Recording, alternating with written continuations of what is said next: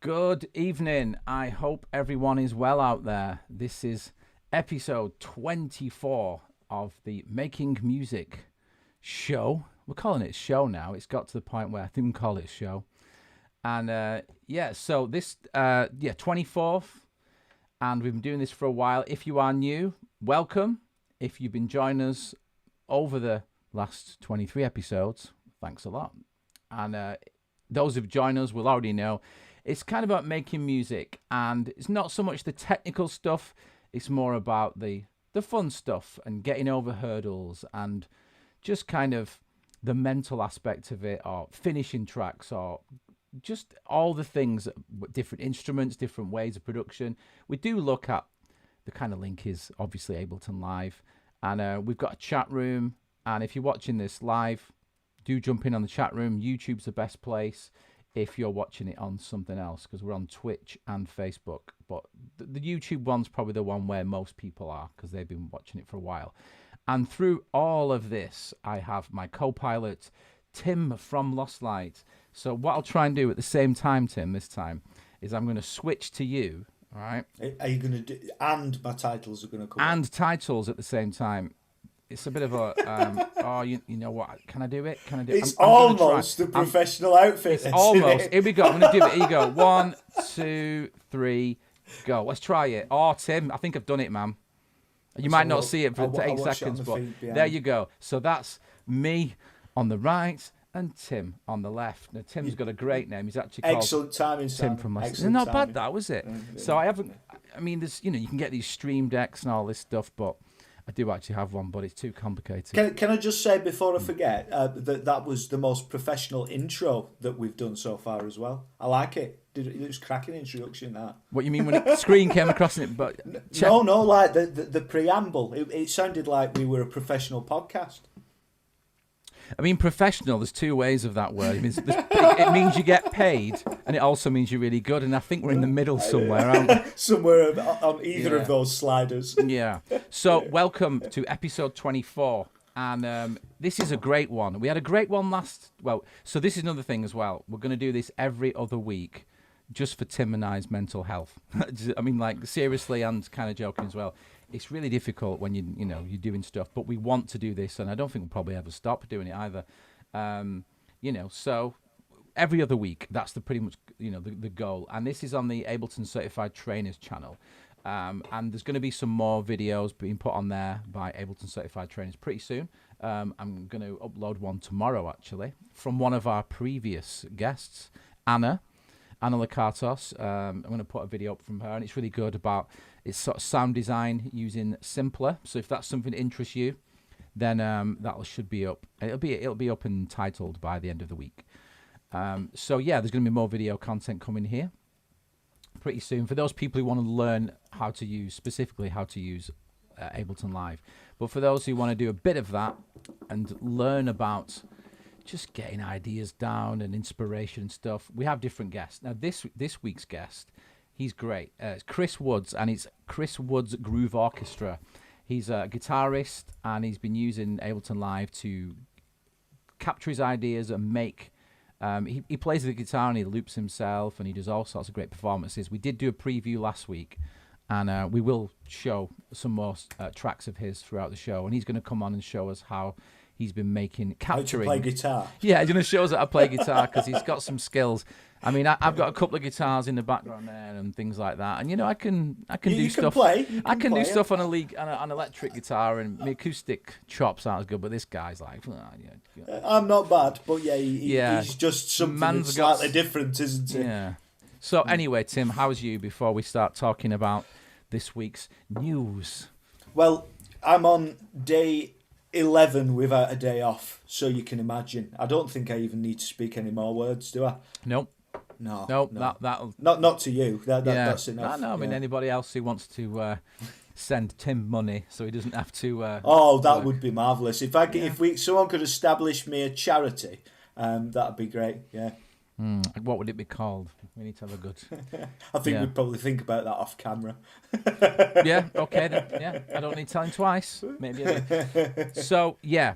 So this week, for those people who are interested in the Ableton software and everything like Ableton Live, the beta of 11.1 was announced, and I've got it here. I'm going to show you one or two things that mean something to me straight away.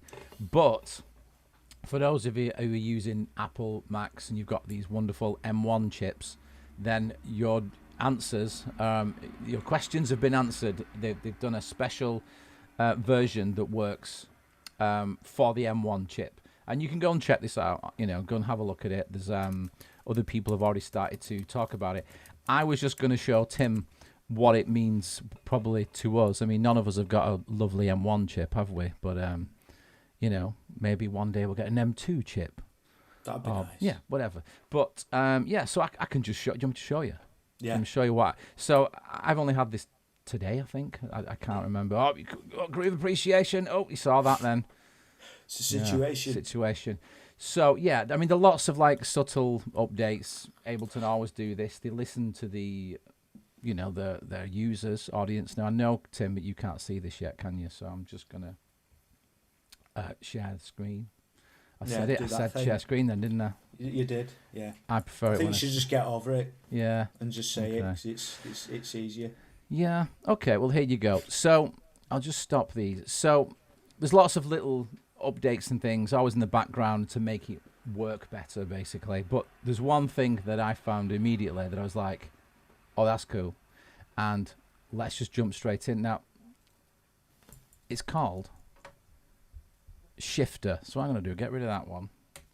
And you'll see it's here on the left-hand side. So this is Shifter. Now, what do you think shifter might be to you, Tim? What does shifter imply? Shifting, it's something to do with modulation. Or... Yeah. Okay. Yeah. You're pretty much right actually. But you can do pitch, frequency, or a ring, like a ring modulator. So yeah, and it's I've not dived into this fully deep, so I make no excuses for being like, oh, I know what every feature does. I really don't. I've only had a chance to do it maybe about an hour ago, but it's cool. So first of all, let's have a look. I did it with a voice first. Let's just do this. Now, I found this voice, just so you know, Tim, if you ever forget where you got something from, you think, where was that? Right.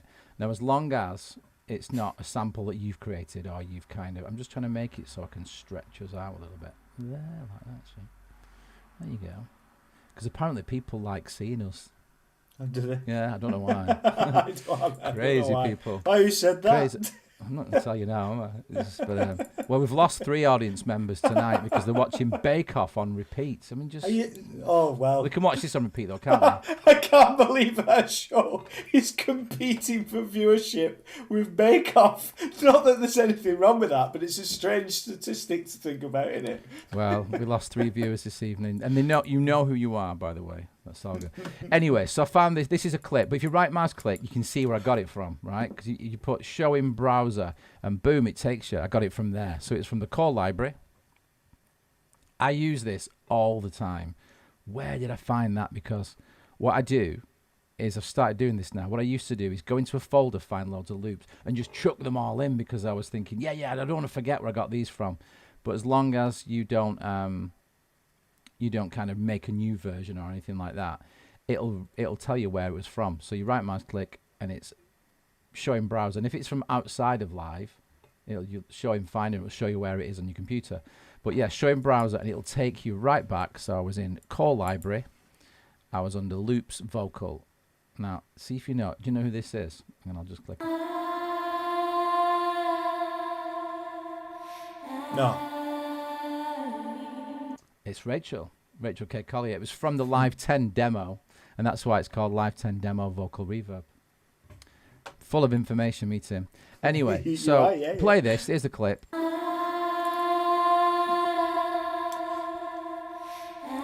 So, it's got reverb on it and things like that. So, okay, so what? So what, I hear you say. So we're going to go into audio effects. And these, now this is another thing that somebody asked me the other day.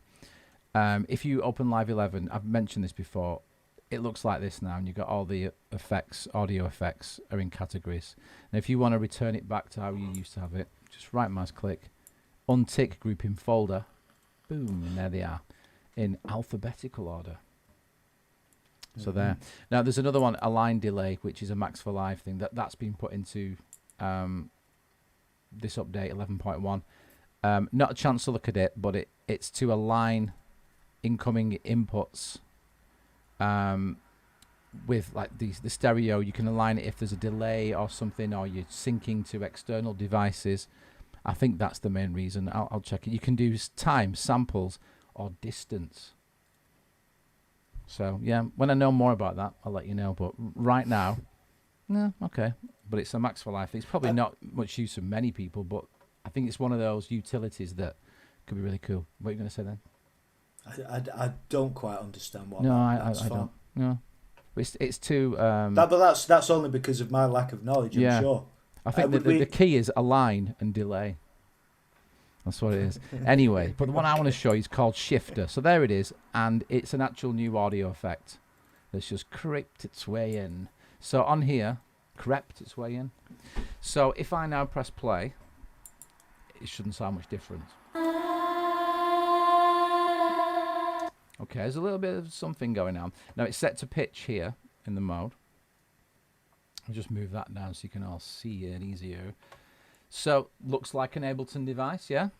Yeah. And you've got these modes, pitch. And if I open the help view, shift and question mark, you can see if I hover over stuff, what it does. So when you're learning a new device, so you're not sure, just open the bottom left here, or you can just use question mark. So most people's keyboards, it's shift and / to get your question mark. So here we go. So straight away, pitch. Shortcuts. Yeah, it's great, but you just open it in there in the left-hand side. But press space bar. Now here, of course, is the actual pitch in semitones. So you've probably seen that across many. This kind of reminds me of the spectral resonator, which we are big fans of. If I change it an octave higher, guess what? You can blend the two, obviously, with drought.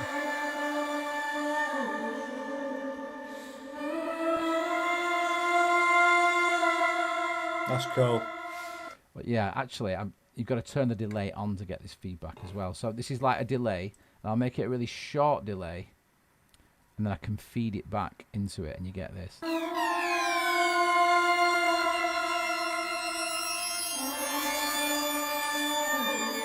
So, you can do an octave higher and do an octave lower. Oh, I like that. That's dirty, that. Yeah, that's dirty. So because you've got the delay there, I've got it on 1/16 and then put the feedback up. You're going to get like sort of like the spray does on the spectral time. You get that kind of delayed spray thing. And this here is kind of like a filter. You can just roll it down. It's alright though, that, isn't it? Yeah. So what I like about that is that you can do similar effects with the audio itself, but you have to duplicate the channel and copy it across and all that business. And I'm just like, this is like, I just do it in real time here. So that's -12, an octave lower.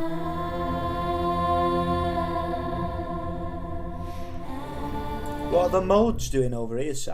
Pitch, frequency, ring. Oh, right, those. Well, you'll see in a sec. So this is, I'm just using it as a pitch shifter at the moment. So if I go like this, the other button I want to show you, this wide one, and it changes the value for the right channel. So it shifts, like, it gives it like a stereo effect. So just listen to this. Quite subtle, but I'll show it you on the next idea I'm going to do, and you really notice it then. And then that's fine tuning. So, and also you can affect the pitch by clicking this here, and then you can change the pitch of the frequency here with the MIDI. So if I just put like MIDI on channel 1, right. So same. Took a moment to click, but yeah. Yeah. So like again, like the spectral resonator, you can send it MIDI, so you can have a drum beat playing, and you can basically play it as an instrument. Same kind of thing. So what I'm going to do, I'm just going to open this MIDI channel here, and I'm just going to use the MIDI as a keyboard. So, oh, hang on. So you can see I'm playing notes there. So I'm not using even a there's no instrument. I'm just using plain notes, and then I'll do this, and it should. If I just play, what have I done? Why is it not playing? Right. So select here MIDI from. Yeah. And just change that to number 2.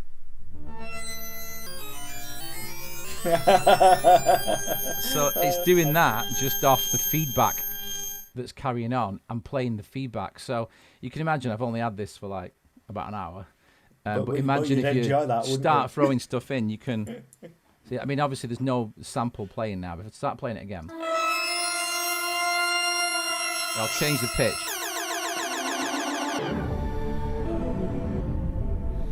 So I'm playing C and a G there.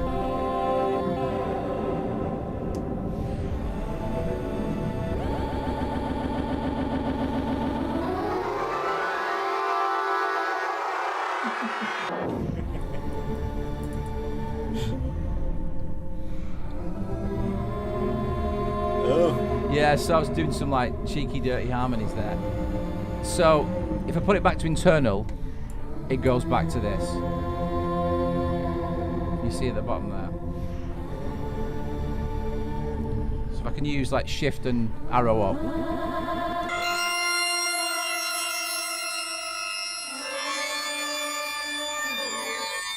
So, you get the idea. So what I tried to do as well is if I just duplicate the whole device, just bring the dry wet down. So that was down an octave. So if I put this up a perfect fifth, then press play.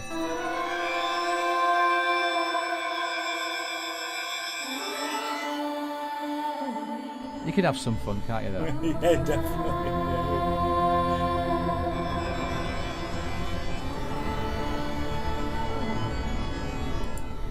So on top of all that, the question you were asking before is, what does all this do? So if you do it on frequency, it's frequency shift. So you can still do it using the MIDI as well, but it's in hertz.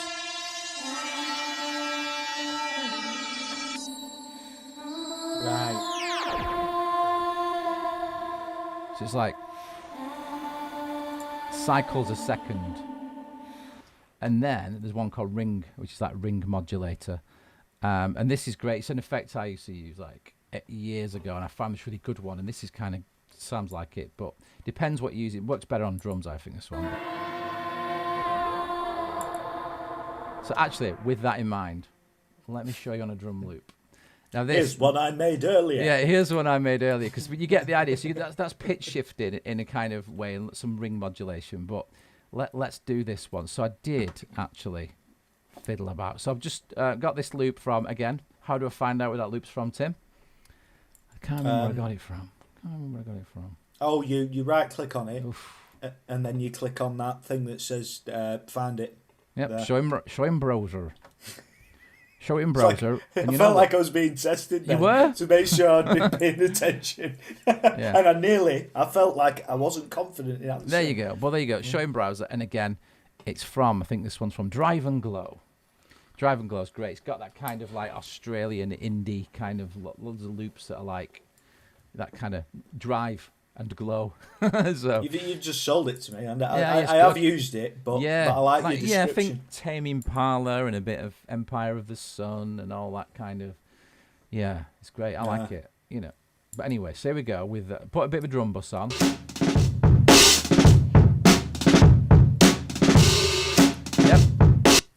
Yep. Oh, it takes me back to like drums and things. Anyway, so I'll just switch it on now. What I'm going to do, I just think straight away, let's go to the very first preset, which is called Autonomous Photon Ray. It sounds exciting, mate.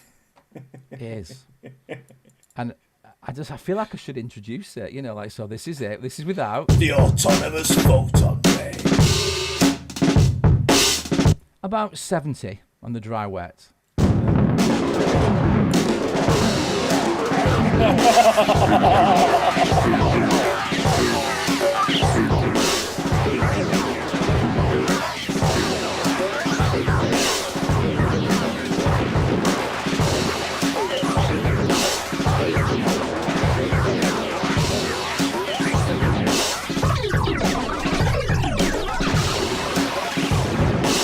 This one.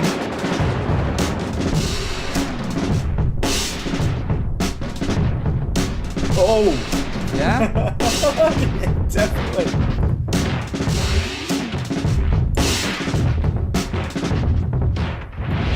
Proper garage rock. So here is where you've got your LFO and you can select all of these different shapes. You can then just spin it around, and then when that wide button came in, you can probably tell it was like I'd offset these so you can see the left and right, and then that's the cycle. It's called the duty cycle, and if you can sort of like hear and see what it does. And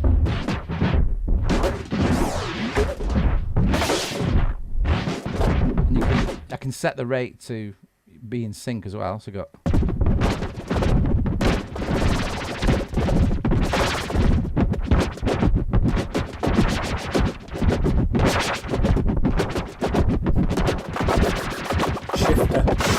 like it.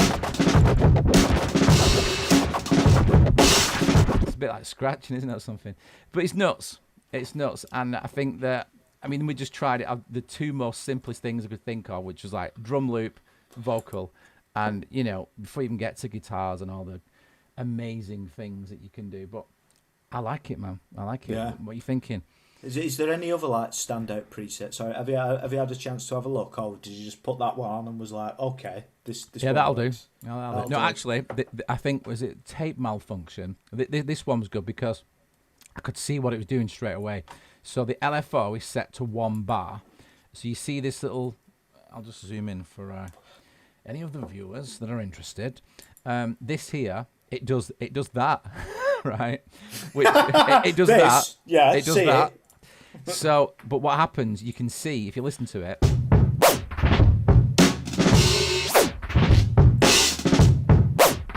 So you see it's going every bar. Yeah. Well, I want it to do that more often. So what you do, you increase the rate. So now it'll do the every quarter note, which is crotchet for all you musos. Yeah. If you want it to go faster, let's go 16ths. And now it does sound like a sort of vinyl rub.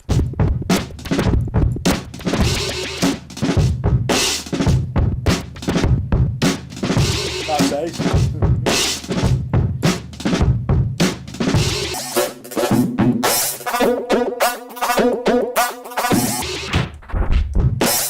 Yeah? Yeah, definitely. Well, I think it's great. I do. Just one more thing that I noticed. This is like Simon's. Have a quick look at the beta and see if you can show anybody anything vibe. And this is something that I think is interesting, right? I'll double click a sample. Now, some of you might be saying, what's going on here then? So this, the clip information or clip view in the detail view is now vertical, and you can close these tabs down.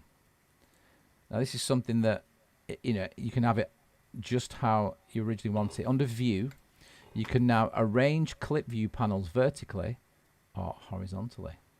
Options. No shortcut assigned as of yet, but if you use a Mac, you probably realize you can make your own.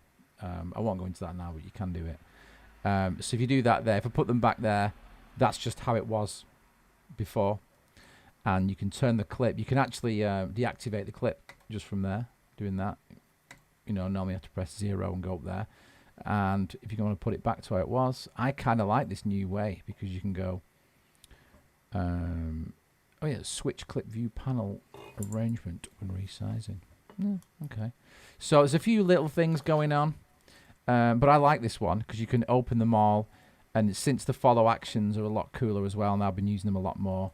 And then you can just get into the audio. They've put the gain back into a slider. It changed for a while, and people grumbled, Tim. They grumbled. They grumbled? And then envelopes. It's just like, oh, man, this is cool. So you can do what changed with the slider? Is it worth discussing? No.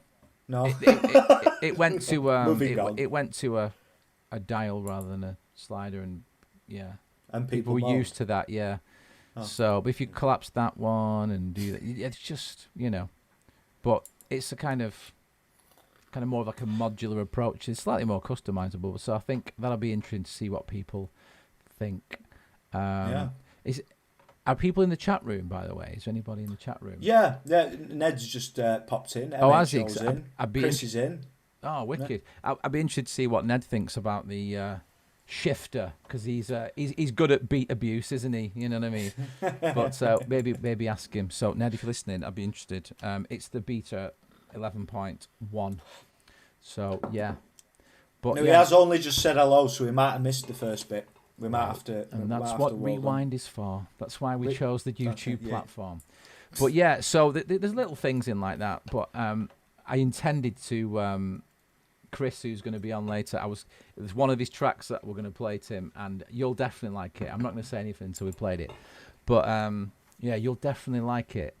And I was going to just sample some of it. There's this one bit that I know you'll be like, oh yeah, that's good. So I was going to try and do that, but I didn't have time. So yeah. Well, the natural progression is from getting guests on here every week to steal the brains and knowledge, to stealing a little bit of our next guest song. Yeah. Well, before our next guest, I've got a cheeky plug. Can I do a cheeky plug? Yeah. Now I'm not sure if it on Simon's browser. Well, it was on Simon's browser, but let me just check first. Let me have a quick look because I plugged in them. Oh, it's working. It's working.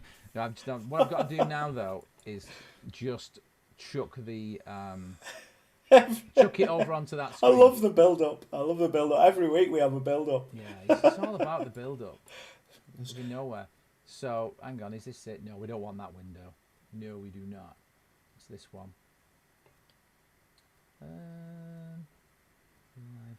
no. No, I can. Right, yeah, I can find it. I can find. Oh, can I? Yeah, here we go. Yeah, I can. Here we go. Yeah, there it is. Bandcamp. Yeah, there you go. So, and the video I've got to play. I can play this. So let me just chuck this over there. Oh, technology. Yeah. So now this should be on what's on Simon's browser. No, I just wanted to mention it because you know when you like release music and you're supposed to do all the social and all that stuff. Yeah. I've just not been able to. You've been really busy, you know. Right. So let me just check that now. Google Chrome. If it doesn't work, then I'm not playing. Oh, there it is. Hey, you know what? It worked. Right. I'm ready. I can do it, Tim. Go on. It's been the biggest build-up so far. Do you reckon? Yeah. What's on Simon's browser? There you go. What is on Simon's browser?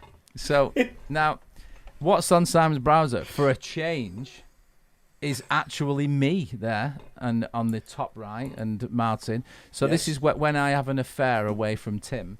This is one of the things. This is Martin, who I do some other stuff with, and Martin's the bass player from Manchester, 90s, well, end of the 80s and beginning of the 90s and through beyond. In Spiral Carpets, you may have heard them. And this is something that I've done with Martin, and it's one of Martin's tracks. You know, he said bass guitars and studio voodoo. That's what we did. And so the track's called Only Time Will Tell. That's the original one. And we got 2 remixes here. This one, Tadao meets Krautrockers Uptown Mix, is quite interesting. And the one that I really like is the Manchester-ish band. I think they're from Hebden Bridge, and they're called the Lounge Society. And they're doing pretty well. They're on Speedy Wonderground Records. And I think they class themselves a Manchester band, actually.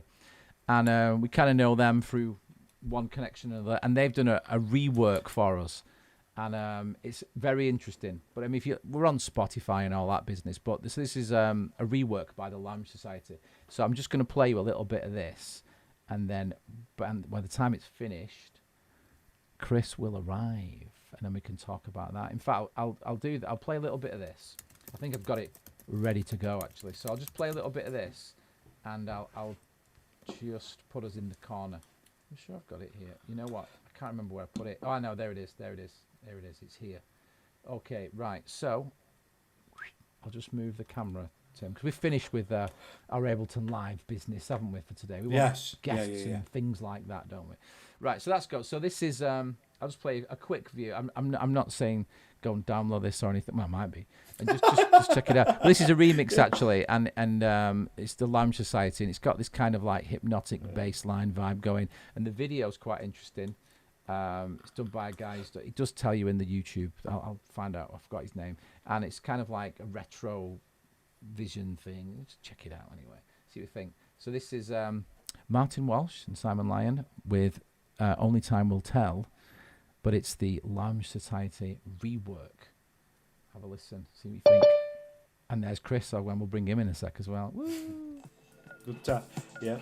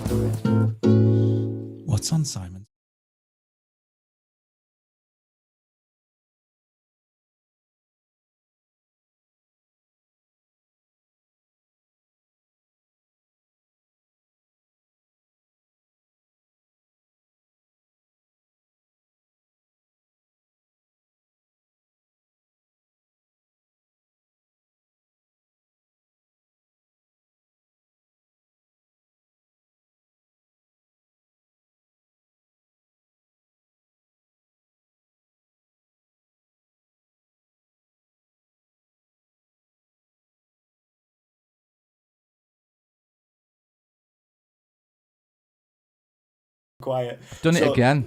Have you done it again? Yeah, we're back so on that now. the entire what we just said, nobody heard. Oh, So it's all right anyway. Thank We'll God have for to do that. it again. So, everyone, Chris Woods is here. Woo!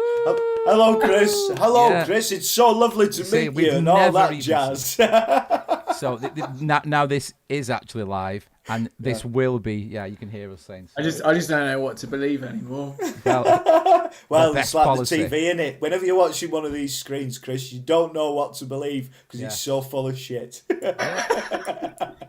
Don't hold back, Tim. Don't hold back.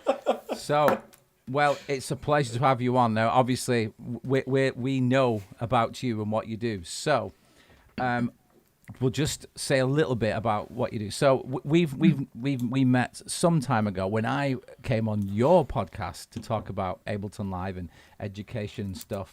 And I remember that I asked you could I do it again because it wasn't that great the first time. But this one, Chris, it's just live, mate. You've got no choice. Yeah, there's So- no get out. It was so- fine the first one you did anyway, but the second one was just like, it was beautiful. So well, it can be seen again, can't it? On your Absolutely. it's on your channel. So yeah, let's jump straight in. So what I think it's better that I was supposed to play a video of you and then you come in and then. So I think it's only fair that I do play. Now, but this time you can actually choose what I'm going to play. Now, the one that I wanted to play is just you and acoustic guitar and looping yourself, because I think it kind of says, hey, this guy's got skills, and I think that's what you deserve. So, without further ado, no more me talking for ages or pointing out Tim's cat's going to do something interesting behind me. Let's just do it. So straight away, the man who is in front of you now. This is Chris Woods, and it's Rhythm Museum. Is that right? Rhythm Museum. yeah. Well, it's the Chris Woods Groove Orchestra. In fact, even though it's one person, it's that like it sounds arrogant, and but I promise I'm not. Like it's just that's the title. I do believe you. Despite what Tim says about the media in front of me, I believe you. It's YouTube, man. So yeah, Chris Woods Groove Orchestra. We should say this because we actually know another Chris Woods as well. It's the most unfortunately common name in the world, actually. Is it? Oh no, that's. Well, I say that's hyperbole, isn't it? But well, I don't know. I've never looked into. Let's put it out there. Any Chris Woods, If join someone with could us. find the statistics for that and put them in the chat for us, please, Right. that would be excellent. Amazing. So here we go. This time I'm actually going to play it, and this is Chris Woods Groove Orchestra. There's a nice little title I think on there as well. Rhythm Museum. Here we go.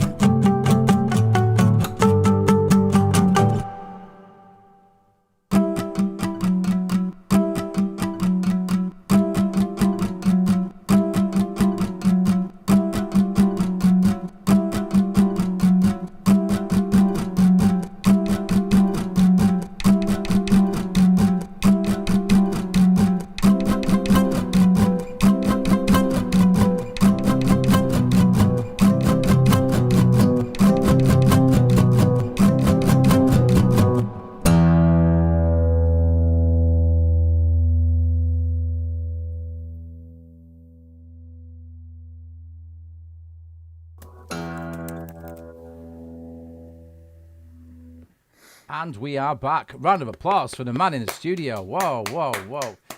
Absolutely marvellous, that, mate. It was at points. It was. What did I exclaim? I went dark.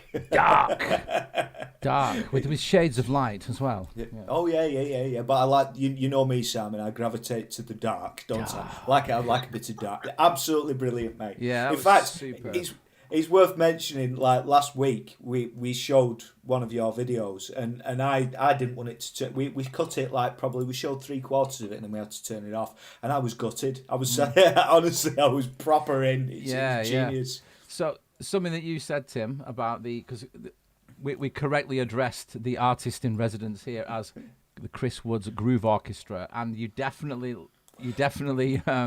lived up to the name, is what Tim was saying. Yeah. If anyone was in doubt about the name, they won't be after watching that. The orchestra was evident. And I mean, the thing is, this is why I wanted to show this one first, because even though it's not my favourite of the ones that are on your channel, I mean, it's still wicked. You could like the one that I'm going to play afterwards is like, yes, because I think if you like that, Chris, you're going to like, sorry, Tim, Chris. If you like that one, you're going to love the other one, Tim. I'm telling you that now. I guarantee you, if I had to bet anything on it, was that. So let's dig into this now. So there's a lot to unpick there. And this is, I mean, so that one, how old is that one in your scheme of things that you were doing? That's an amazing question, and I don't, because I've, like many people, I've lost like about 4 years ago or something. Is it 2016? Is it really? Something like that. I think so. Oh no, hang on, no, 2020 that one. 2020, good, because I was going to say that's one of the most recent, but I have like lost like a good year of my life because of COVIDness in the sort of just like what year is it? Did you refer to it as COVIDness then? Yeah. I quite appreciate COVIDness. Yeah, it's in the ether. Yeah. I had a good COVID experience. I got COVID. I wouldn't refer to that as COVIDness. That would well, no, that's it kept me busy. COVIDness is the byproduct of which COVID creates. But rather than the disease itself, it's the ether that's left behind. COVID. Yeah, and there's a lot of that, isn't there? And that sort of loses time, doesn't it? Although for me anyway, lots of cool creative things, but I've sort of lost any kind of sense of when things were released or whatever. But that's quite a recent thing then, as you say. I thought it was, right? And that's because I was actually starting. So that was originally like a guitar orchestra track. So I actually was like composing that, but bouncing the ideas with a couple of different guitar orchestras. Oh yeah. So I was getting into play it, and then I was going, that doesn't kind of work, and then changing it and doing it again. And then I took those ideas and I created a bit of a solo show that was based on the sort of concept of an orchestra but one man. It's kind of like Brexit and budget cuts, in one kind of thing. Yeah. And basically me to just kind of doing as many parts as once in one solo show, which that's how that came about, and it was cool to do to try and do it as a loop thing. Yeah, so I mean, on that one, is that like a Boss looper pedal thing? I tried to work out what I could see. Yeah, that's and let me reach over and tell you what one it is. It's the RC300, which is which is like that. I mean, I had an RC20 or something once, like the Ed Sheeran little thing, Right. But that's kind of the more advanced one with like different. You can banks of looping, yeah. It's quite sort of like there's your loops laid out, so it's a bit more like conducting, if you like, that one. Oh yeah. And then because the crashing pedal as well and stuff. So I'm always fascinated by the way people use loop pedals, other than the obvious kind of. I'm just trying. Just 1 second. I'm just trying to mute volume on something. There we go. How people build the loops up and then stop them all. Then bring some of them in again, because you can't do that with all loop pedals, can you? But you did do that, didn't you? You're doing something. Yeah.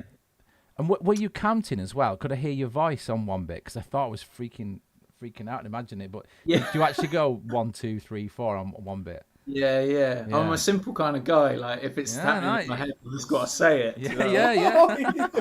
1, 2, 3, go! Like, that's Well, it works for me. I think people need a bit of performance direction and human elements, because this is something that we're talking about on the show quite a lot, about preparing a live show.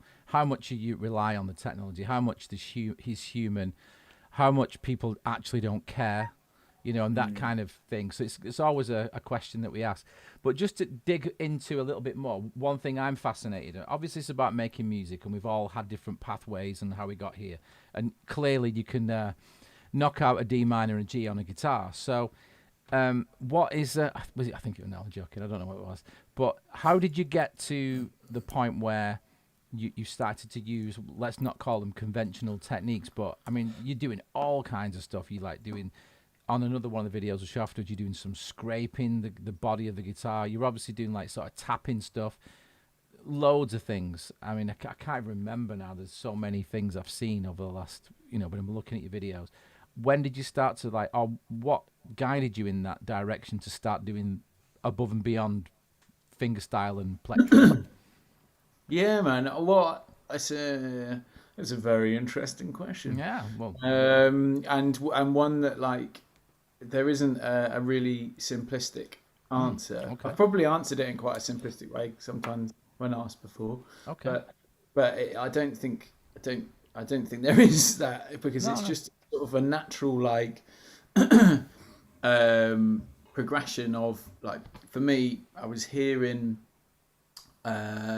lots and lots of different guitarists doing cool stuff that I could attribute doing some percussive things, like John Martin. Yeah. And he does this lovely sort of finger style percussive roll that was, it's not drumming on the body or anything, but he just had this like percussive flavour to everything. Even people like Johnny Greenwood's a proper hero of mine. Yeah. Even the way he would just sort of approach the guitar in just this like really visceral sort of, it's it. Leather it. Yeah, go on. Go on, lad. I really like that. And then when I was at uni, I was listening to and trying to like get into, as well as learning sitar and stuff, a lot of Indian classical, and sort of that a lot with the sort of tabla element of it. Started to blend in a little bit, as well as flamenco as well at the same time. So there was a lot of that sort of floating about, and it just sort of gradually came, built and built. Then I went for some jazz guitar lessons, because I really wanted to learn to like play the Joe Pass sort of way of playing. Oh yeah. I didn't like the sound, but I just felt like I wanted to like understand how to do that. Yeah. And my jazz teacher suggested a guy called Tuck Andress. Yes. Cool, man. And he does this amazing slapped harmonic. He's just got this incredible groove. And he did Michael Jackson. Man in the Mirror. Yeah.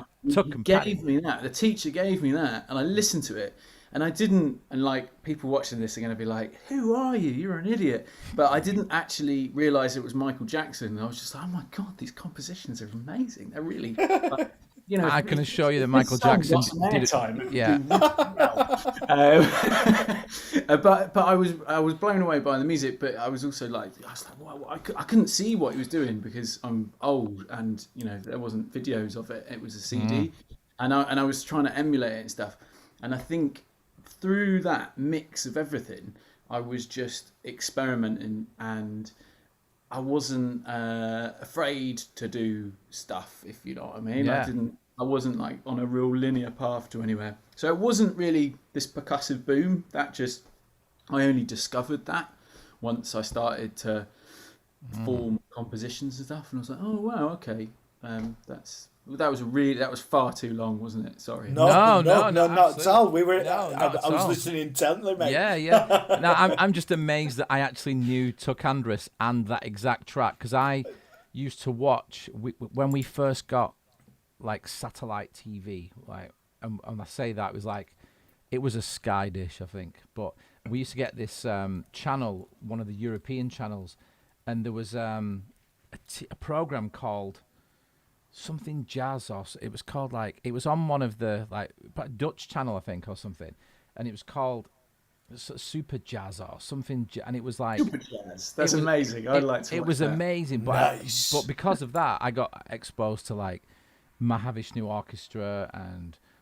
all like jazz fusion stuff. But that what you're mentioning, Tuck Andrus, Man in the Mirror, and I was like, whoa! And he was giving it all the sort of these slides and stuff, and and just completely like when you said then you didn't even realize it was Michael Jackson. Crazy side point that the person who wrote that song is actually Saida Garrett, and she follows me on Twitter, and that was just like, so she wrote that. I think Michael Jackson was probably nearby when they wrote it in the room. Like these days a track like that would probably have about 16 people written it. It's just this thing that people do Teams these days. of songwriters. Songwriting teams. But yeah, it was Saida Garrett, and she follows me on Twitter, and she just must have, I don't know why, but she does. I followed her back, of course. But but she wrote that. And and Tuck and Patty, there's a real super circle of connections with that. I think that's very pivotal. He was very influential at the time. And it's he is the uncle, I think, you can fact check me on this one, of Annie, who is Saint Etienne, and she used to go around America with her. Actually, it was Tuck and Patty. There was a duo, and it was that's Tuck his and wife. It's his wife. Yeah, so it is. If you know who Saint Vincent. Sorry, yeah, Saint Vincent. Oh wow! Right. Yeah, right, I said right. that. Sorry, Saint Vincent. That's his daughter. No, his niece, I think. Right. Yeah, Oh, so that's why he used to teach her guitar. That's why she's absolutely badass on guitar. Oh, that's really interesting. Yeah, so I'm just mindful of information there, but yeah, that's true. But that's true. Anyway, it's about his you. dog mate. is also called Barry. Yeah, his dog's called Barry, and he likes to. He's got them funnels on his neck, so he can't scratch. Because he does have a little bit of an issue with stress and likes to bite the fur out of his back legs. There you go. All that from just asking Chris about his technique on guitar. But yeah, so I totally, I think it was called Super Jazz, that program. But anyway, it was mad anyway. But I discovered stuff like that. So it's really interesting because how you got into that and how you formed this technique. So with all that, and you kind of done all this stuff, and then I did see some of your videos of how you farmed the parts out to this sort of like orchestra, and you were playing with other people playing the parts, and I thought we'd show that, but I thought, now let's just show what you do. And so I think what I'm going to do now is play another track, and mate, I really like this. This is like we invite guests on to the show, and like we just laugh because it's like we invite people on because of their kind of movements in the industry, whether it's production or performance, and it just makes me laugh that we get these people on and we just go, this is awesome, and it's just like, I don't care if anyone's watching because we're just having a great time. Is this is this the track that we're also going with, that you've given us permission to steal a little sample of? Is this that one? Yeah. It's cool. Yeah. Cool. Hey, So not under pressure, live no on pressure, camera or no anything. pressure that we're going to do a remix. But I was gonna try in advance. Now I'll just give a little. I'll ask you a little bit about this. So this, first of all, Tim, this is in a TV studio, and there's a vibe straight away with the lighting. So where did you record this one? I like it. Are we talking about the Chine? Are we? Yeah, Chine. Sorry, yeah, Chine. Is that how I would say it? Yeah, CHINE. Yeah. So this is in Absolute Music, which is actually a music store. Oh yeah, I know it. Yeah, that's where I got my Gretsch from, actually. Yeah. Oh, great! Right great. on the south coast. Yeah, I know it. Yeah. So that's where it is.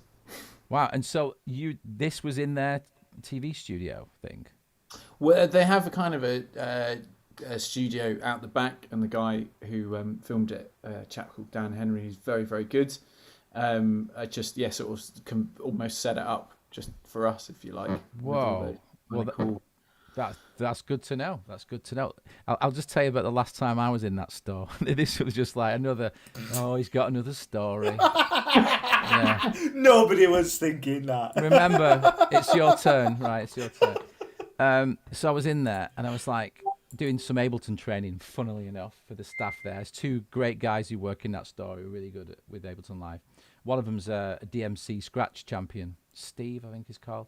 Anyway, but there's this guy, and you know when you see someone, you go, "Who's that?" And it was Mungo Jerry. Do you know? Yeah. And he lives nearby, so he came in, and you know when you just see somebody, I mean, you know. It's like, is he off for telly? Who is he, that guy? And it was just like, but I had to be that guy and say, hey mate, who's that? He went, oh, it's Ray, whatever. And it's like, he's Mungo Jerry, you know. And I almost had stopped myself from going, in the summertime. you know, like when someone stood, I mean, Tim Can you knows. imagine if someone just started singing that at the shop across you? Yeah. Well, I'm not saying I've got at least 3 other stories of similar nature where I've done that to the actual person, but I had to get a grip because obviously I bump into these sort of people with the nature of my job. But yes, it was him, and he was in the store in Absolute Music. All that. I have one other question. What is the tuning of your guitar on this? Because it's wild. Like, what is it? On this track, it is B, F sharp, B, F sharp, A, D. See, now I'm glad I asked that question because it's.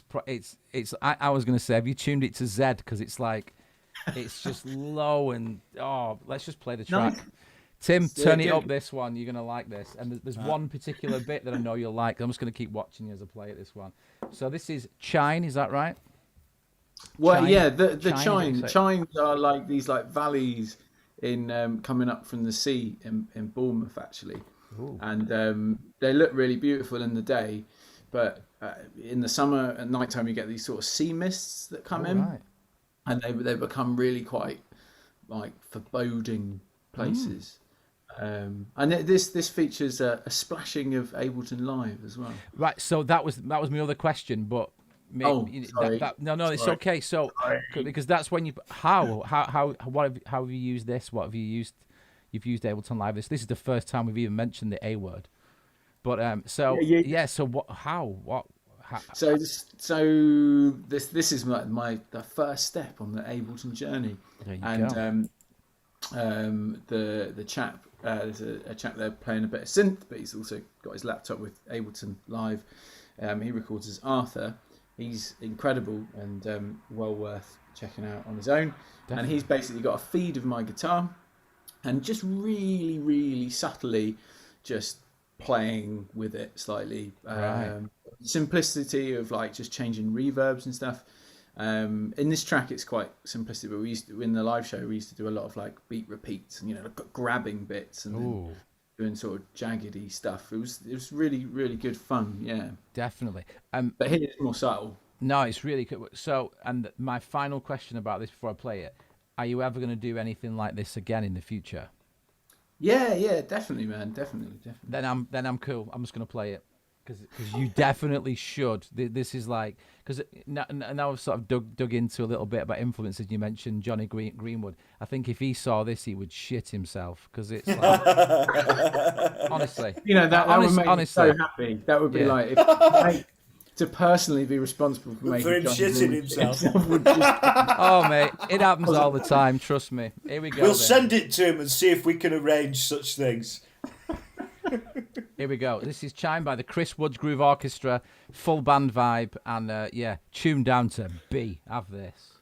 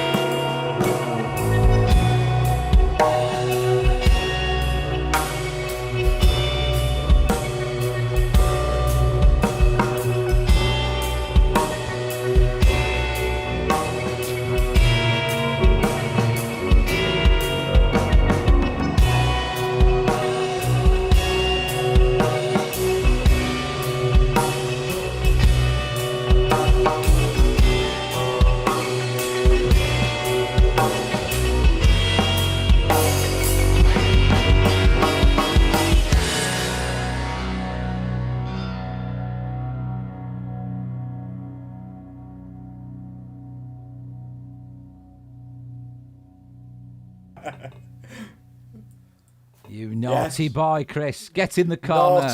Naughty. Yeah, man. I loved that. So you said before it was dark, but that's dark, isn't it?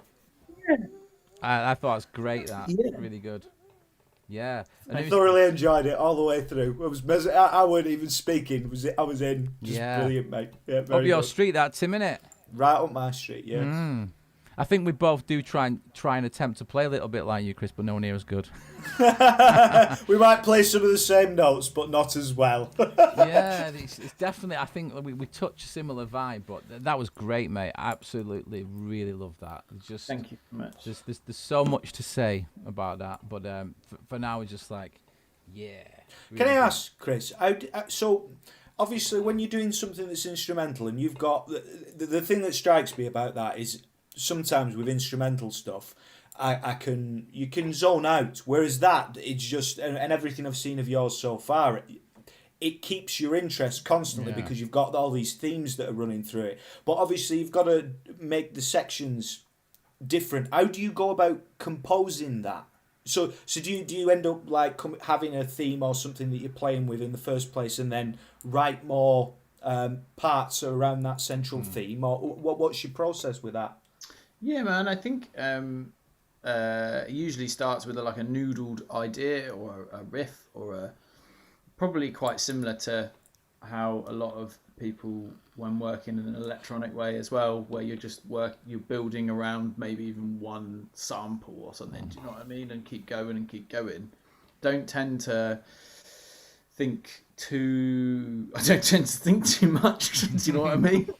And just keep going, and then I sort of do this check back of, is that rubbish?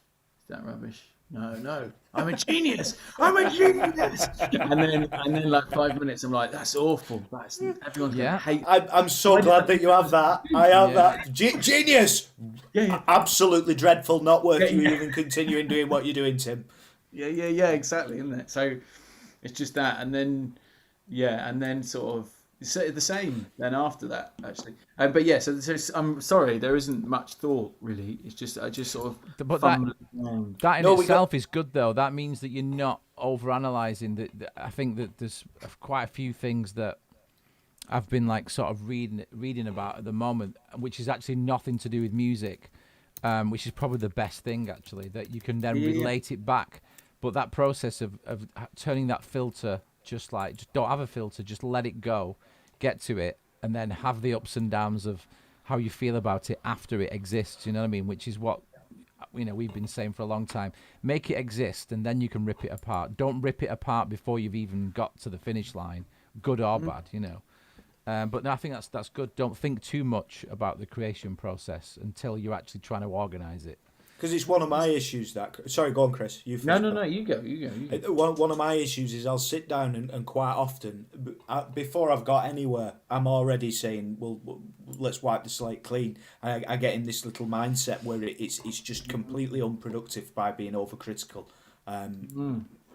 So yeah, just needs to stop. Get it down and analyse it later. But, yeah, man, it's that voice in your head can be the worst thing to have, isn't it? And I think we all know from especially because this is obviously an Ableton focused thing, I'm guessing a lot of people who will watch this will get locked into what they're doing maybe at 8 o'clock in the evening, and then suddenly it's 2 in the morning and they've created and that's that flow state, isn't it, that gets about a lot, and that's where I like to spend most my time. Good. And then it's trying to not let the voices speak up while you're doing that, isn't it, really? That's great. That's so true. I think that's what some people find that easy and some people find that really difficult. I'm finding it very difficult. Yeah, I think I'm in between somewhere, but yeah, but I think awareness is definitely the thing, though, Tim. Just kind of knowing to, I suppose it's why many of us get into meditation is just to kind of. For me, it's I think somebody said the guy Andy Puddicombe, the guy who does Headspace, and he said somebody he answered some question that somebody said, and he's like, oh, I keep getting distracted. I can never concentrate. When you say concentrate on the breathing, I get all these distractions. And he said, well, that's great, because that's why you should be doing meditation. If you don't get distracted and you just can instantly focus, then you don't need to meditate. You know what I mean? It's like, it's not for you. So it's like, it's learning how to deal with distractions and voices and focus and stuff like that. So, you know, that's pretty, that's what I take from it. But yeah, just a quick one from the chat room. Ned said, he said, I know Absolute. I went to college with Chris, who works there. I think Chris is the guy that I've been, and he's a bit of an Ableton guy as well. He said, and then Edison Raincloud says, beautifully recorded. And I agree. I agree with that. And our regular MHO, which is Ohm backwards, says neat. That's a good compliment from him. That's good. and then he says, when I get in the zone, I've done stuff at 2 a.m. I can't ever do again. Yeah. It's like, it's that combination of tiredness that the you know, the flow carries on, and it's just like you can be so tired. But yeah, I completely agree with that. Yeah, I've written things that I would have never written at that time, and it's kind of not a healthy thing to say. Oh yeah, stay up in the wee hours and do that. You can't force it. You just end up there, don't you? Yeah. It's kind of a connection, isn't it? And I'm going to sound like a proper hippie, because that's what I basically am. But it's just, all music is just, you're just trying to connect to something, aren't you? Basically, Absolutely. And you know when those ideas aren't coming out and stuff because you're not connected to it. But you know when it is going well, and that's just because you're just proper in it, isn't it? And everything else has gone away. I'll shut up now because I don't. No, you're right, the idea is that you don't shut up, Chris. It's okay. Oh, right, but, Sorry. but it's you know, the voices, isn't it? It's because I'm not connected. It's because the little voice is going, no one wants to listen to you, Chris. Well, apparently they do. So, but just to give you that kind of respite and reset button. Hang on, I'm just checking if my. Do you want to go out? No, he's okay. That's Max, by the way. He's not. Oh right, I thought that was your voices. Yeah, my voice. Well, actually, Max is my imaginary dog. Do you want to go out? Do you want to go out? Yeah. No, I can hold off for another half an hour. I won't pick him up, but he's got a great face. You may think my hands disappeared out of shot, but I'm actually stroking a dog. I'll give a shot in a second. He's very cool. So it is time, though, Chris. It is time. Now I'm gonna run the jingle, so that I can get the screen ready for the next. It's my second or third favourite part of our broadcast, and it's called. And the jingle was written by one of our great contributors. Now he does want to go out. He wants to go. While Simon's faffing with the dog, I'll read out this. Where is he? Is there? Edison Raincloud has said, not being able to focus when meditating because of the inner talk, etc. I was taught that those voices are the things that give the observer stuff to observe. I think that's cool. That's good. Really we like that. Well, thanks for contributing that. These are the things. This is why it's great having a chat room, and you just get this kind of all these people out there say something, but rather than say it to themselves, they just put it in there, and we're talking about it. Wonderful. Thanks. I love our chat room. It's wicked. But yeah, so Ned wrote the jingle for this. So let's play the Groove Appreciation jingle. Woo!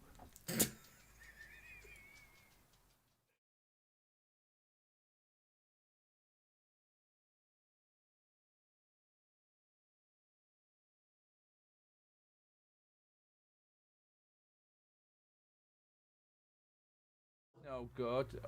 Well, we got two of Ned's other jingle, which was.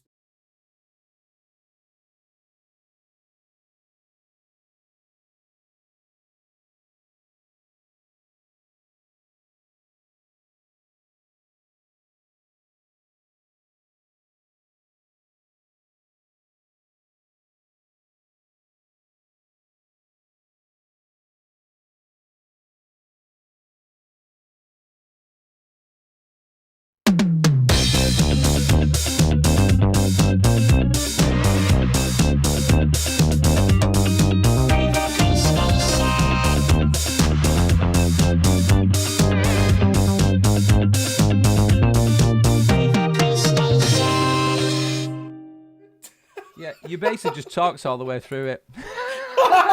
So I'm going to do it again. I'm going to do it again, and I'm going to let the dog out. There you go. Here we go.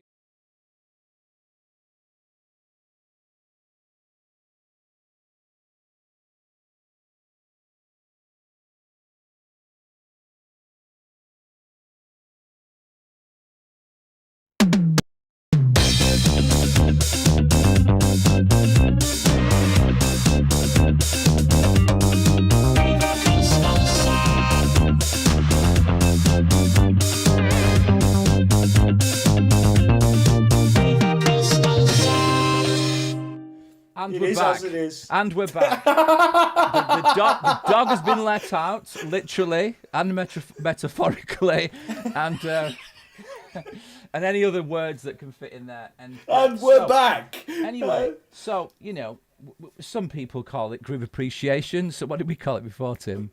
Groove situation. I don't know, something like that. No, not sure. Anyway, so you can't see this, Chris, but what we see now is the some wonderful images of Red Barat. How would you pronounce it? How would you say it?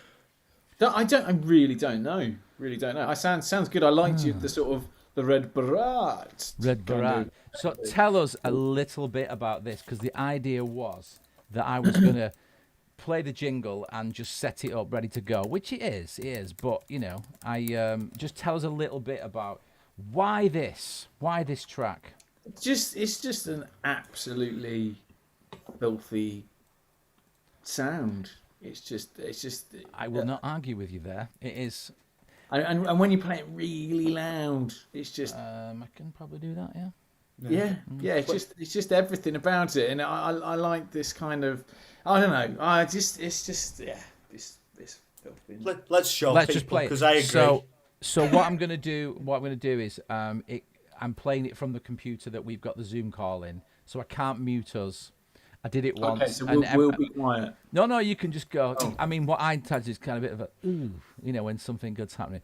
But yeah, I did it once, and we did the whole groove appreciation was completely missed because I muted our microphones. So Don't do that again. I won't do that. But here it is, and I've done what you said. I've kind of brought it in from 1 minute 9 or something, because it does start off really good, but the bit that you advise it does actually excel. I think you want a little bit before. I think you do. You need a bit of a run in to get the theme and stuff. How much before? Like 20 seconds. Okay, well, I'm going to start it from 50 seconds in. Yeah. Yeah. Sounds good. Yeah. Okay, I'm going to bring it in. I'm going to fade it in, because that's how we roll around here. You know. Production value. Yeah. There you go. Yeah. Here we go.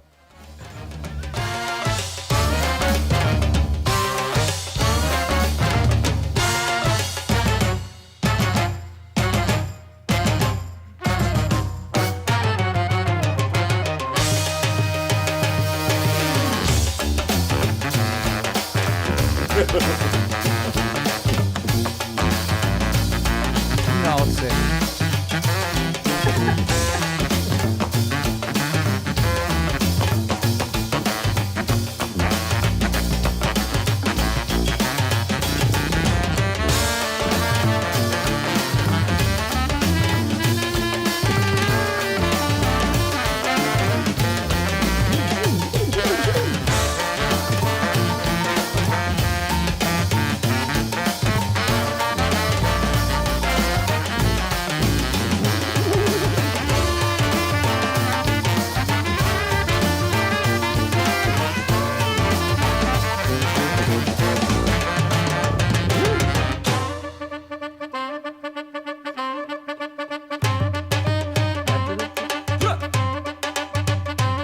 Imagine Punjabi MC coming in there. कुछ chair पाक रख ले पल विच मुखड़ा लुका के रख ले It sounds like a Knight Rider reference. Yeah, that's the one. नीमिया तू कुछ चेर पाक रख ले पल विच मुखड़ा लुका के रख ले आवे करे ना किसे दे नाल प्यार मुंडिया तो बच के रही नहीं तो होण होई मुंडियार मुंडिया तो बच के रही नहीं तो होण होई मुंडियार मुंडिया तो बच के रही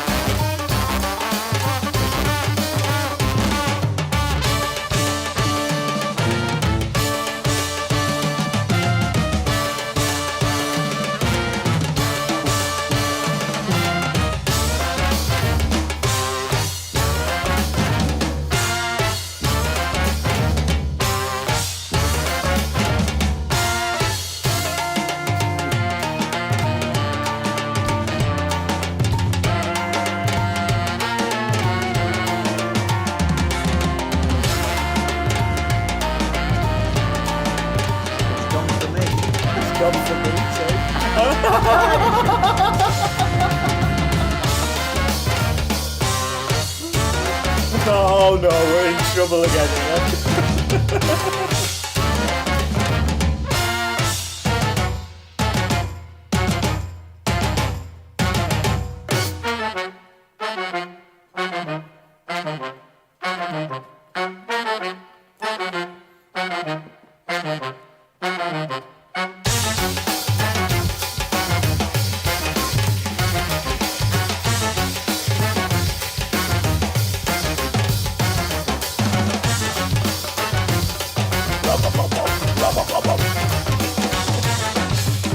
Distorting guitar there as well.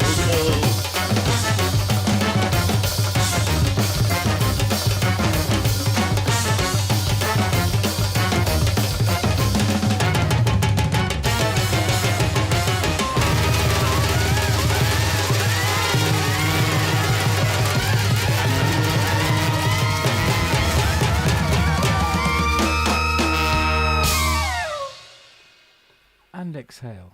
It's glorious, isn't it? It's That's magnificent. mega. Yeah, it's great. It's kind of basically it's a new metal track. That's kind of how Yeah. I feel like. Yeah.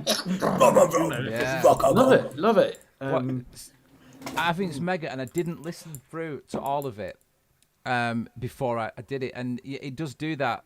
Was it Punjabi MC who did that? It was like early 2000s. So this was 2011, if I'm right. That's what I found. Right. But yeah, so and he does do the Punjabi MC thing where he's got the Knight Rider thing, but I didn't know that this did that, and yeah, that's wicked. And also, I was going to say what you knew about these, but have you ever seen them live? No, but I would go. I would. Just, Yeah. Oh, Yeah, because it sounds live. The way that it sounds in here, all the panning, the brass is in the right, and this is there, and it's like It's such energy, isn't Yeah, it? I mean, you couldn't stand still for that, could you? nah. I think you'd be dead inside if you yeah. managed to stand still through that. Oh yeah, I mean, to be honest, that's the sort of thing that I want to see live right now. It's just like absolute. Do you know the guys and the kind of the sort of like hip hop brass ensemble? Do you know those guys? What are they called? You know, I can't remember what they're called, but they were on Jules Holland like early 2000s or late 90s, I think it was, and they sort of did a similar thing. It was like they were all stood in a circle and all on brass instruments, but playing like hip hop, and it was just mega. And yeah, that was wicked. That's a great choice. That really good. Really. How did you get onto that? How did you?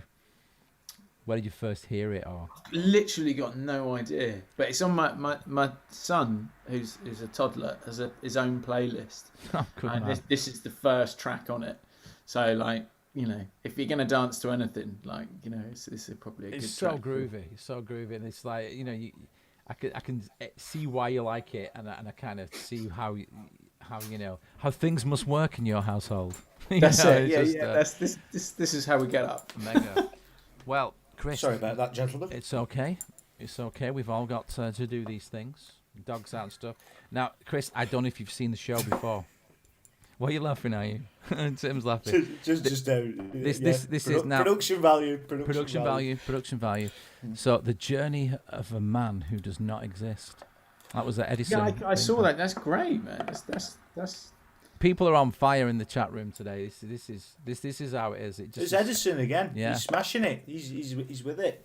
So, now when Ned was on, 2 weeks ago it actually was, but we'll say last time, he was like, "Are we not going to play Songversations?" And he was almost visually disappointed, Upset, yeah. upset that we hadn't done it. But so every guest we play this wonderful game, which Songversations.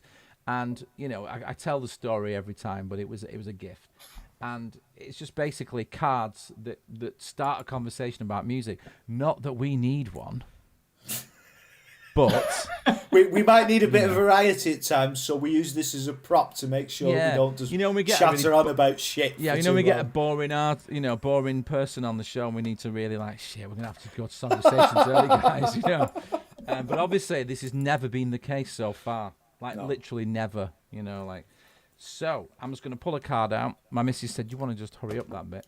So, Did she? yeah. She did. Okay, no, I like this. I like this one straight. I just pulled it out. Now, the idea is you having a few drinks or a barbecue, vegetarian, vegan, any options. Whatever you want to do. Doesn't have to be meat. Just saying, just before. Just your missus said, "Hurry up with that." Yeah. But you see what I did though. You see what I did. I put another level in there. So okay. So this Excellent one. work. This is to you, Chris. Okay. Oh, okay. If you could, or anyone in the chat room, anyone who's watching, you can even do it post broadcast. We'll accept anything. So if you could see any artist in concert in his or her prime, who would it be, and what song would you want to hear the most? I can repeat the question if you like. I mean, it's just an awful. Oh, they're horrible. There's some of these questions. Predicament to put someone in, isn't it? Yeah, really? you can put it in. So I mean, you can think over that, and Tim can think, and we'll also accept. I mean, we've got to wait about 10 seconds for the chat room to catch up.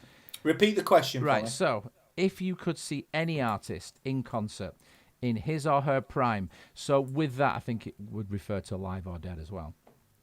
Who would it be, and what song would you want to hear the most? That's a drastic question. That. Yeah, and the flip side of the question is theoretically pretty much the same thing. If you could travel back in time to attend any live musical performance, which one would you choose? And if you're still thinking, I can answer that one, which is related to the last 3 answers I've given to any of these. But apparently, one of my call them ex-girlfriends, one of my ex-girlfriends, her mum saw Jimi Hendrix play in Bolton, which blows my mind. Bolton? In Bolton, right? That's the list, isn't it? It's like there's Woodstock, Yeah. and then there's Bolton. like the Monterey Jazz, and then there's Bolton. Yeah. So I mean, if Jimi Hendrix actually played Bolton, then you would want to be there, wouldn't you? Yeah. You know what I mean? To be fair, Elton John did play in Lee, which is like Bolton, but concentrated. All of that concentrated into a smaller place. But Elton John and Jimi Hendrix shouldn't be in the same sentence. But they're both. No, I'm not going to try. Just across the water. Like that's. He's got some tunes, though, hasn't he? I mean, when I say he, I mean when I think of Elton John. I think of Elton John and what's he called? What's the guy who writes the songs with him? Oh yeah, Bernie. Yeah. He does the lyrics, right? Yeah, and he writes the lyrics. So you're only getting half. You're only getting half there, aren't you? Do you know what I mean? It's like actually, and the song that Jimi Hendrix would probably play. I mean, I would say, probably like Voodoo Child or something like that. But a lot of Jimi Hendrix's songs were kind of blues, traditional.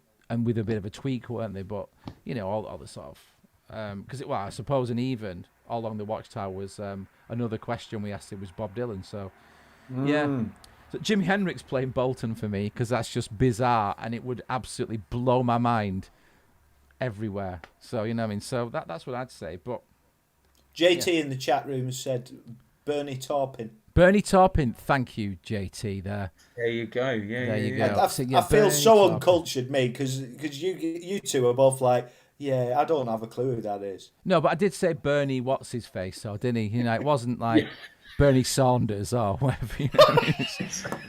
I was in the right, ballpark.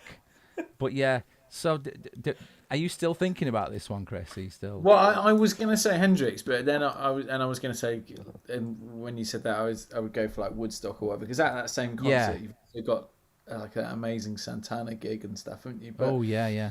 Do you know? It's just ridiculously hard, isn't it? It's just. Well, I'm just going to put that one back in the pile and never bring it out again. Yeah, I actually feel a little bit down since you've asked that question. You know what I mean? Because there's all this like internal like. It's upset us, Simon. It's upset us. Well, okay, I'll go with this one. What was your favourite song when you were 10 years old? In brackets, approx. No, oh man. I mean, that would just be humiliating to say. I mean, this is. It's brutal. This game. This was supposedly a family fun game. This is awful. Yeah.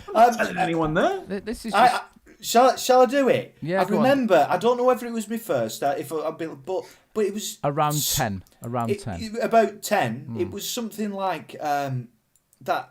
Oh no, it's making me feel sick that I'm about to say this live Say on it. there. Say it. Sonic High. I'm sure that was that. That's not that bad, actually. It's upsetting. No, don't let me off lightly. It's upsetting that. Yeah, but you were 10. Makes me high. Yeah, I mean, no, that's fairly classy, I think. Isn't it? Is it really? Oh well. come on, Chris. What were you doing when you were 10? You've let me down gently. You know, I had one of the first CDs I brought was Eternal's first album. Oh yeah. Was Louise in Eternal? Louise Nerding? Yeah. We can understand that. And I think there were others. Was it for musical reasons?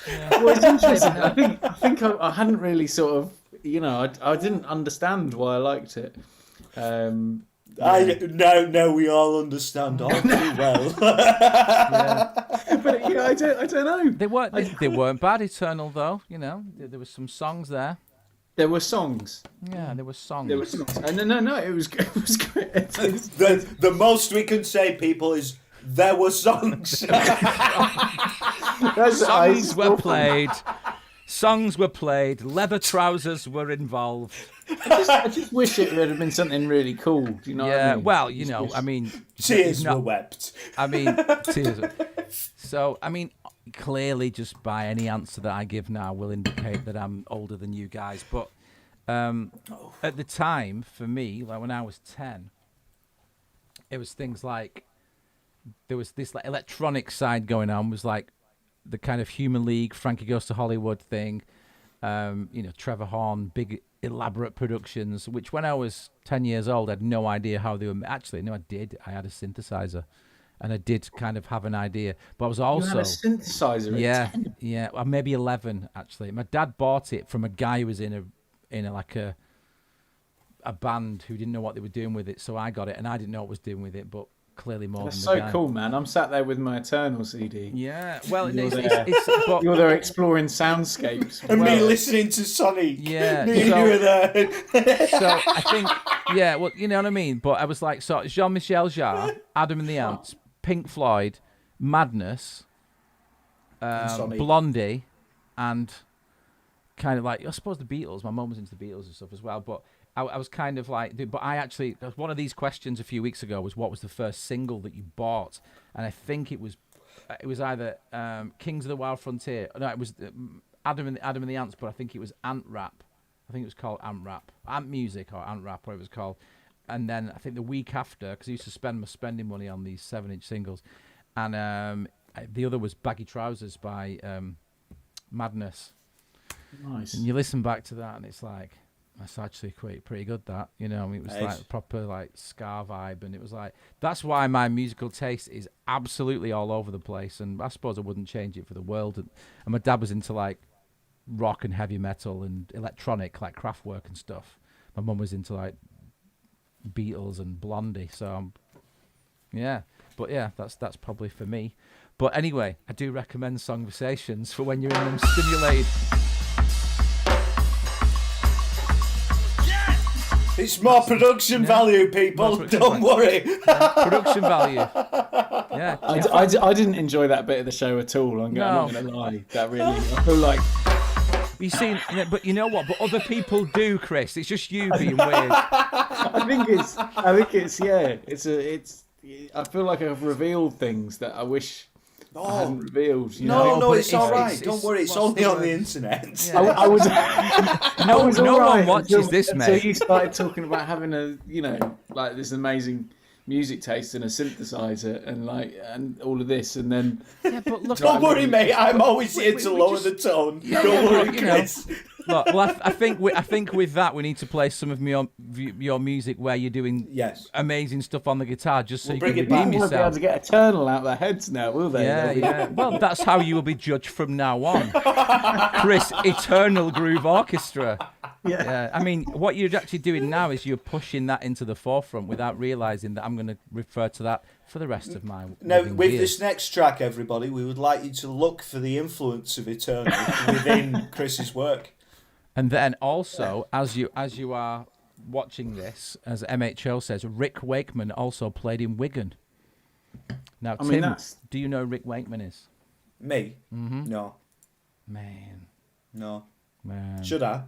Well, he was in a band called Yes, prog rock Oh, band, and he also of course. did. Right, he did okay. actually play for David Bowie on things with the when Tony Visconti was producing, I believe. Yeah, not that I would know anything about that, but I do. So, well, you know what, Chris? We're going to let you off lightly here. We're going to let you escape because I think that the Eternals has really finished you off.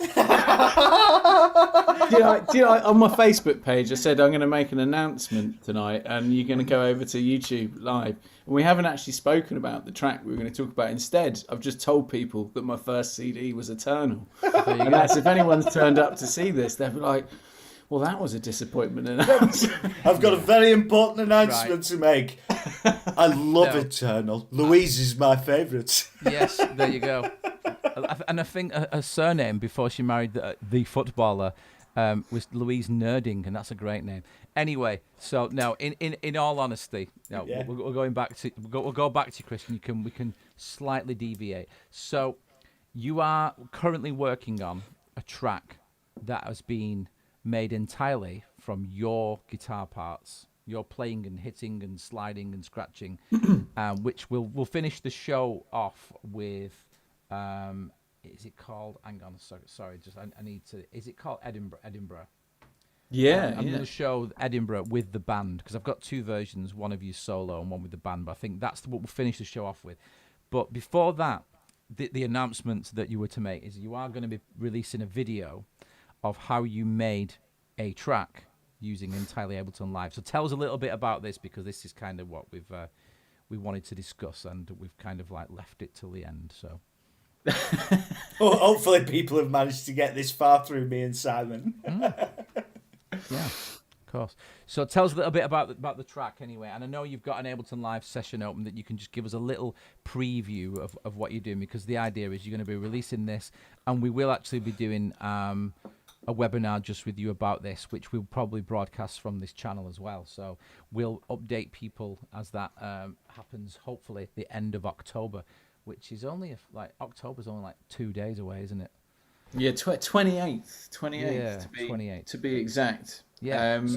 Okay. The basic idea about it is just that it's completely made from samples of the guitar. There's only a real sort of tiny amount of actual guitar playing in it, a real minimal amount, and it's just from all those sort of. As you'll see in the next video, I sort of like to use all of the guitar or as much as possible. Not as much as possible, that sounds like it's a sort of a challenge all the time, but there's a lot of amazing sounds that can come out from all around the guitar, usually quite percussive in nature, but you're sort of constantly limited to that and you're always up against like the physical boundary. And however much you practice, there's only so far you can reach. So this is kind of a solution to that, really. And what I've done really is just spent a very large amount of time recording every single tiny little bit of the guitar, I guess, and then put it into Ableton and fiddled around really because I didn't know loads about it at the time, and I've just kind of learned as I've gone, and with some help from a very clever man named Simon as well. Is that me? Right. Alex. Yeah, that's it. There's another one. Just there's another one. Yeah, and just really, come to life a bit. Yeah. So could you maybe show us a little bit of the Ableton Live set? You don't have to play too much because I know it's kind of. Yeah, sure, man. Sure. So. You can see what so you've used drum racks, I can see there, and could you just straight away? I just need you to play one clip that says "Slide-tastics." Is that what I think it is? See, this we talked about this, and I was like, I'm really quite sensitive about opening up, my project here because I feel like it's also like the file names, isn't it? Yeah. Like when you see those bounces, that it's like, for God's sake, this is the final one. Slide-tastic, good for ending. Also GFE. I don't even know what that means. Have you ever seen any of Tim's? If you go back and watch a few of these shows and look at some of Tim's, and you will not feel as bad at all. Or mine even. Mine have got some classics. Like, because some of mine, I try and name them what it sounds like. So it could just be like, ooh. You know what I mean? Or I just press Command R, which is rename, by the way, and then I just get my finger going across the top of the keyboards and just go. So a lot of tracks. He's not joking. I've seen that. QWERTY-UIOP. QWERTY-UIOP just means like hectic bass line. I'm going to start using that. That's fantastic. You're going to start. That's a movement right there. Right there. Name. So That's amazing. you play us whatever you want, because it's just to like sort of drop. But when you just kind of go, oh, have a little bit of this. Have a little. So what should we do? Well, let's have a little bit of. Oh, there's an arrangement. Oh, you sure? Hold on. Share sound. Did you not put share when you share screen? Did you click share sound, or did you select the Zoom driver? Oh, there you go. There we go. Cool. So there's a little tiny taster.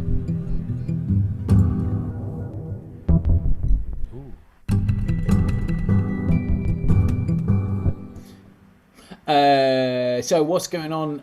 There's a tiny amount of actual guitar playing, but there's a lot of drum racks. So just sort of spliced up loveliness, which really worked for me because of that sort of. Ooh, I like that. Do that one again. Oh yeah. We like some of these. I mean, you can just muted non. I mean, you can also just see my really huge disregard for spelling as well. Yeah. Well, you weren't expecting it to be broadcast on the internet, were you? Yeah. So it's all right. If you're in the flow state, spelling doesn't matter. It doesn't matter. Universal language. That's what I'm saying. Just top row the keyboard. Exactly. Yeah, that's the way. So there's a fair old bit of that, and then there's some more. What we're doing here. Oh, I see. Yeah. No, we don't want to go there actually, do we? Where do we want to go? Do we want to go here? There's a lot of sort of textural sounds in there as well, in sort of loops underneath, and then playing with them like that, and then lots of using the simpler to create sounds that really don't sound guitar like at all. Awesome. It's kind of a blend of that, really.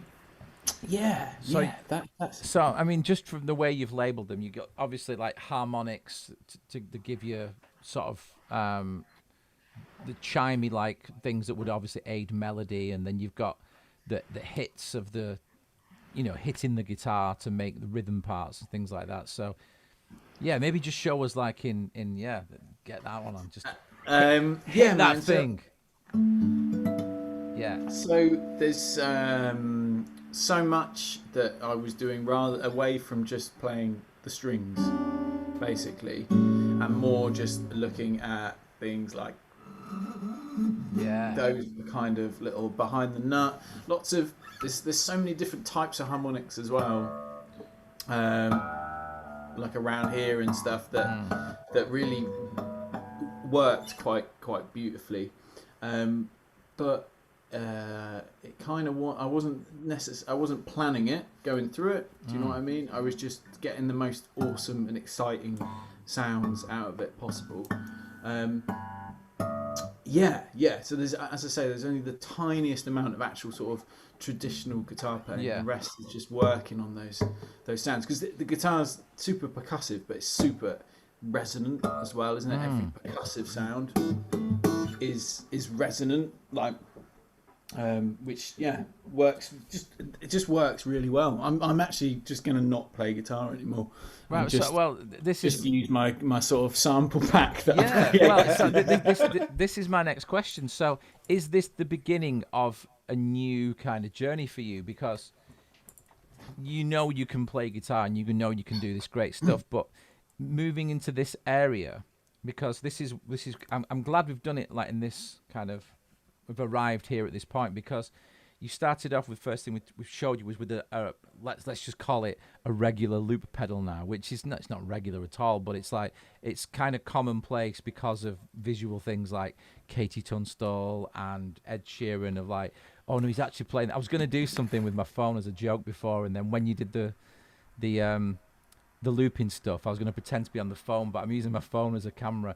I was going to pretend to be on the phone. He's playing it all by himself. Yeah, it's just one man. Just kind of like like the guy with the ginger. Yeah, like Ed Sheeran, but a bit better. And it's like but it's like like even my mum knows what. Really good. Well, for future reference, but I just tell you that's what I would have done. But like even like my mum understands what Ed Sheeran's doing on his loop pedal, and incidentally that big pedal he uses is called Chewy. Yeah, Chewy 2 it's called, and it is it's got I think it's got a number of those RC20s and Ableton Live running another plugin inside it. And it's an American guy that does it. The cost of building one of them is like $50,000, I think, because of the way it's all put together. But it's just like this massive pedal board, and there's a great shot of him playing it on the Grammys, I think, and it's one of the last recent tracks, and you see it from above, and you can see it's got the screen on and the LEDs and stuff. But I mean, that's kind of like now an accepted way of playing. So I suppose where you are with yours is like actually saying, okay, I've got all these sounds that you made, and then I'm producing something that the direction of what you're doing, would you actually ever be able to play it, or is it unplayable what you're kind of doing? Is it going to be a, would you even be able to... yeah, completely unplayable, because some of the sounds are like taking it away from the guitar. But that's amazing, isn't it? Of that's course, like... yeah. That's a good thing. But yeah, I suppose that what's the guy called? One of my colleagues, Shona, knows that Colin, who plays the saxophone, and he did Colin. I can't remember. If she's watching, she'll be like, "Oh, is that guy?" And he did the music for a recent horror film, and I forgot the name of that as well, which is great. But really strange sounds of saxophone. It's a good film. It's really messed up. Right. Oh, I forgot it now. But I'll remember it probably in about a week. And but yeah, he records saxophone and gets loads of harmonics in a similar way that you're doing to that, and getting sort of like unnatural sounds, and then sequencing them and things like that. And I suppose that's where we are with music now, isn't it? To sort of make sounds that can't be played, and there's such a cultural sort of. I joked about like the Bob Dylan Judas thing, didn't I? Yeah, you did. Yeah. When we were away. Yeah, well, that's what you are. You just But I mean, this is the thing. It's future. It literally is future music, because you need the technology that needs to be accessible to actually do what you're trying to do, and then have the notion to actually and the needs to do it. So I suppose that's where you are now, yeah, with the kind of you've made a drum rack, and you've made simplers and all these things. So I mean, I'm really looking forward to seeing the result of this, and then obviously quizzing you a little bit more about it with a bit of the video of how you did it, and that'll be cool. So yeah, we'll watch. Anybody who's watching this that finds this interesting, watch this space, because we will be doing another thing with Chris, and diving into what he's done there. And you're going to release the video of the track and how you did it on the 28th of October, yeah? Yeah, that's it. Yeah, everything together. Brilliant. So I mean, I've heard the track, so I know how good it is already. And yeah, Tim, you'll like it. You'll like it. Reposting links to all your stuff in the chat box now, pal. Brilliant. Yeah, make sure it's after we mentioned Rick Wakeman played in Wigan. I can see that on my screen. But yeah, so Chris, we're gonna allow you to resume your normal life now. Oh, you've entered the whirlwind of craziness with Simon and Tim's bizarre world. But before we do that, we're going to play. It's been genuinely beautiful, and I'm literally a massive fan now. I will be tuning in. Oh, you can have that. Thank you very much. Don't. Yeah, I'll give me that money back. There's energy here. There's energy here. There's something. There's something. There's something. There's a cat. There's something. There's a cat and a dog. There's a cat. Yeah. Marshall amp, a couple of guitars. I mean, it's just... But yeah, you can see my Telecaster there. but it's not tuned to Z like Yeah, yours. clocking it, man. Yeah. And I'd show you my guitars, but I'd be afraid that you'd pick them up and show me how little I can actually play them in comparison. It'd upset me. So you can play guitar as well as you do, but not on my guitars. Yeah, not on my guitar, That'd mate. be something like it'd be like cheating on your wife or something. That's what it feels like it might be. So you stay away from my guitars, you sir. but maybe we could sample his. Oh, that'd do be better. Yeah. things. You can come here and touch all my guitars if you want. I don't mind. It's all good. It's all good. Sounds lovely. Oh, yeah. Well, I would love to have the two of you in this room with me right now. It's been beautiful. Thank you. I like the light as well. One thing, it's just all about mood, isn't it? And getting yourself in the right mood in the creative space. I'm into that. This needs some work in here because it's very light. There's a lot of stuff going on, but yeah, it does transform, doesn't it? Your room is super cool. Well, it does have its moments, doesn't it? I got this this kind of material that's like what should we call it? A veil. And you can netted material. Yeah, and just as an experiment, I just got a projector and projected a skeleton just to show my kids, and they were like, "No way, it's like Disney World!" And you can just hold the veil up, like sort of from the ceiling, and then you can be doing stuff, but project. But still see you behind it, and it was just like they do. You need to see it because Simon was describing it to me. Oh, you might have already seen it. I do apologise if you have, but I didn't know quite what to expect, and then Simon put this projector on it, and it looks immense. It's you can't quite easily done. So Tim and I are going to record some performances in here, just doing as much as we can. That's not in a space that's going to cost us a lot of money to go in or do. Thousands of pounds of stuff. Although, if I live near Absolute Music, I'll be having a word with that guy because that looks brilliant. It's really good.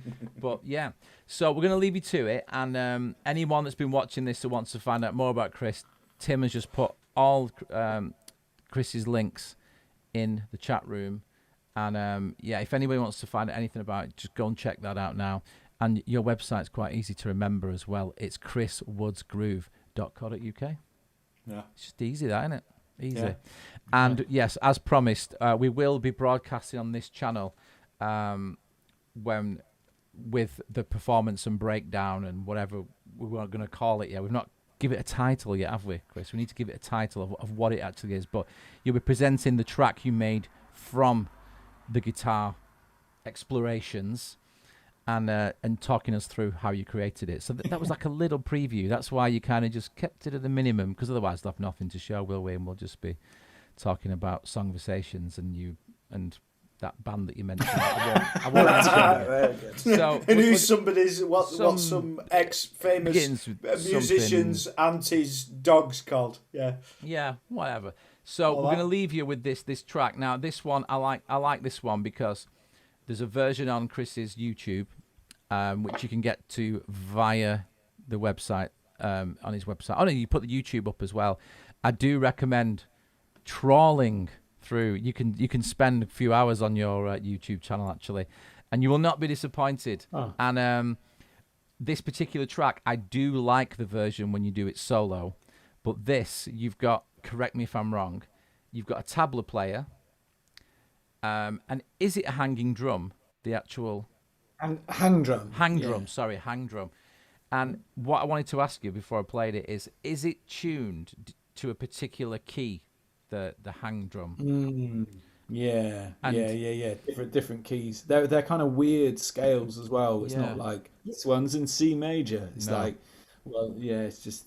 a bit tricky actually. And so did you have to tune your guitar to that, or did he match what you had already created?